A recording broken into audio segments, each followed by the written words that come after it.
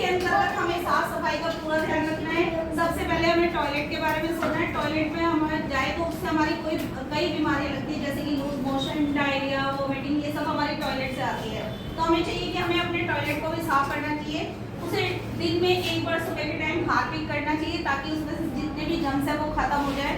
और जब हम यूरिन करने जाते हैं या टॉयलेट करने जाते हैं तो उसके बाद हमें हैंड वॉश करना बहुत ही जरूरी है, क्योंकि टॉयलेट के दरवाजे, दीवारों पर दुनिया भर के जर्म्स लगे होते हैं जो हमें दिखाई नहीं देते खुली आंखों से। अगर आप मैग्नीफाइंग ग्लास से देखोगे तो हमारे बहुत सारे हाथों में जर्म्स आ जाते हैं जब हम वहाँ के दरवाजे को छूते हैं। तो हमें चाहिए जब भी वॉशरूम से आए, टॉयलेट से आए, तो हम अपने हैंड वॉश करें। इसी तरीके से हम बाहर से खेल कर आते हैं तब भी हमें सोप से अपना हैंड वॉश, पैर, हाथ, मुंह सब धोना चाहिए। और खाना खाने से पहले और खाना खाने के बाद दोनों टाइम हमें हैंड वॉश करना चाहिए। इसके अलावा हमें घर के विंडो और डोर्स को भी समय समय पर साफ करते रहना चाहिए, क्योंकि विंडो और डोर्स ऐसी चीजें हैं जिस पर हम डेली हाथ लगाते हैं। हम बाहर से आए, डोर खोलते हैं, हमें गर्मी लगी, विंडो खोल दी, बंद कर दी, तो बाहर के जर्म्स, हमारे हाथों के जर्म्स इन विंडो और डोर्स पर लग जाते हैं जब हम बाहर से आते जाते हैं। तो हमें चाहिए कि हमें खिड़की और दरवाजों को भी अच्छे से साफ करना चाहिए। दूसरा ये है कि जितने भी मच्छर होते हैं रात में तो बाहर निकल आते हैं, लेकिन दिन में क्या हो जाता है, खिड़की दरवाजों के कोनों में जाके छिप जाते हैं, कर्टन के पीछे छिप जाते हैं। अगर हम उन्हें साफ नहीं करेंगे तो वहाँ वो अपने अंडे दे देंगे और ज्यादा मच्छर हो जाएंगे। तो हमें चाहिए कि हमें समय समय पर अपनी खिड़की दरवाजों को भी साफ रखना चाहिए। इसके अलावा हमें वॉश बेसिन, घर के सिंक, ये सब भी हमें कॉलिन या हार्पिक से साफ करते रहना चाहिए। हमें क्लीनिनेस के अंतर्गत केवल अपने हैंड वॉश ही नहीं, हमें दिन में एक बार नहाना चाहिए। हफ्ते में लड़कियों को कम से कम 2 बार बाल धोने चाहिए, ज्यादा भी धो सकते हैं लेकिन कम से कम 2 बार हाथ धोए। रेगुलरिटी का मतलब होता है समय समय पर, ठीक है। रेगुलरिटी का मतलब होता है डेली नेल मत काटने बैठ जाओ, हफ्ते में एक बार अपने नेल कट करो, क्योंकि नेल के अंदर हमारे जर्म्स घुस जाते हैं जो हमें नहीं दिखाई देते। आपने यूट्यूब पे आजकल एक वीडियो चल रही है, उसने अपने नेल से मैल लेकर वो मैग्नीफाइंग ग्लास के थ्रू उसने दिखाया, माइक्रोस्कोप के थ्रू कितने जर्म्स दिखाया उसने। नेल की इतनी सी मैल के अंदर इतने सारे जर्म्स दिखाए उसने। तो वो जर्म्स जो है वो खाने के थ्रू हमारे पेट में चले जाते हैं, जिसके कारण हमारा पेट खराब हो जाता है, बीमारी लग जाती है, ठीक है। डायरिया वगैरह बीमारी हो जाती है, लूज मोशन, ये सारी शिकायतें, जॉन्डिस वगैरह, ये सब हमें जर्म से होती है।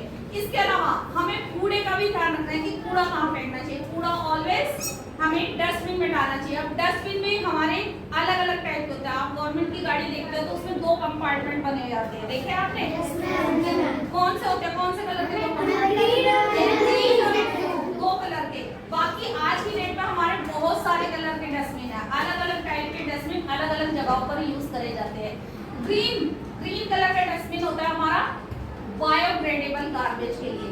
जो गार्बेज मिट्टी में मिल जाता है और नुकसान नहीं होता, वो हमारी उल्टा मिट्टी में मिलकर खाद या फर्टिलाइजेशन का काम करता है, हम उसे बायोडिग्रेडेबल कहते हैं। इसमें आते हैं हमारे किचन के सामान, जैसे किचन में हम सब्जियां पील करते हैं, छीलते हैं, फ्रूट्स पील कर रहे हैं, फ्रूट्स के बीज है, सब्जियों के बीज है, वो सब हम ग्रीन डस्टबिन में डालेंगे। यानी प्लांट एनिमल्स वेस्ट इसमें जाएगा, प्लांट वेस्ट और एनिमल वेस्ट सारा हमारा ग्रीन डस्टबिन में जाएगा।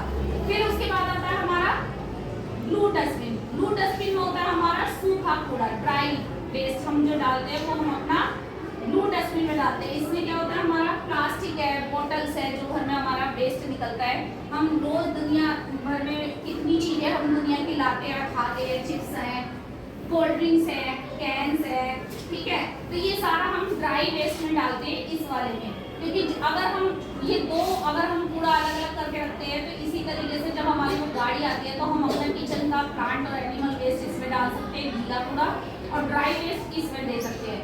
अब ये रेड की बात करते हैं। रेड हमारे घरों में नहीं यूज होता, ये होता है हॉस्पिटल्स में यूज, क्योंकि ये मेडिकल वेस्ट के लिए होता है। बेबी फ्रूट जो निकलता है, सर्जिकल स्नाइल्स होते हैं, कॉटन्स होती है, सिरिंज होती है, वो सब इसमें जाती है। तो ये आपको रेड डस्टबिन इसीलिए आपको हॉस्पिटल में देखने को मिलेगा। अब इसके बाद हम बात करते हैं येलो डस्टबिन की। येलो डस्टबिन जो होता है हमारा, ये भी हमारा ड्राई वेस्ट के लिए होता है, लेकिन इसमें आते हैं हमारे ग्लास वेस्ट वगैरह। ग्लास वेस्ट यानी कांच और प्लेट्स वगैरह क्या होता है, हाथ में छूट जाते हैं।